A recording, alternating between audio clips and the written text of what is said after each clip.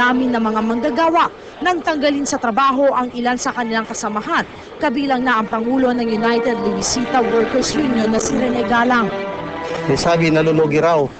Yun ang laging sinasabi, nalulugi, kaya kami tinanggal. Nilakad namin sa DOL, nakikipag-bargaining ang mga opisyalis namin pero hindi din inaharap ng pamilya ko. Hanggang sa umabot na nga sa isang pag-aaklas ng mga manggagawa noong ika-6 ng Nobyembre, kabilang ang grupo ng Central Azucarera de Tarlac Labor Union. Tutuloy namin ang laban. Unang-una, may dugo ng umagos. Sayang yung mga martir, no, na namatay para hanapin lang yung karapatan. Naipon yung galit ng mga mayan. Unang-una, lihiti mo kami dapat na nagmayari na sa lupa.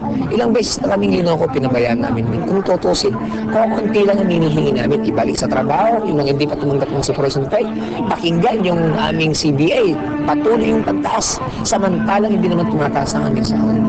Parang wala na kaming buhay kung tutusin. Tulad ngayon, lalo pa nilang dinurog yung mga kasamaan namin, pinagpapatay.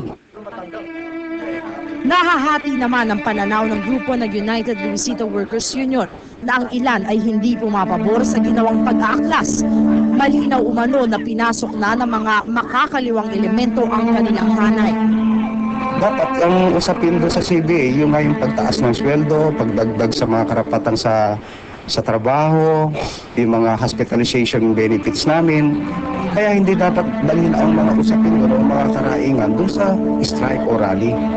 Kung nakaharap po sa CBA kasalukuyan ngayon, hinihingi namin po sa CBA karagdagang araw at saka karagdagang sweldo.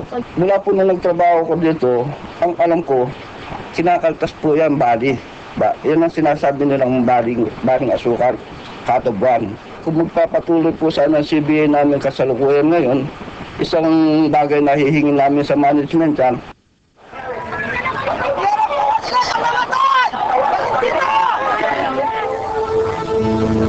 Magkaroon po sana ng agaran at mapayapang kalutasan ang sigalot sa Hacienda Luisita.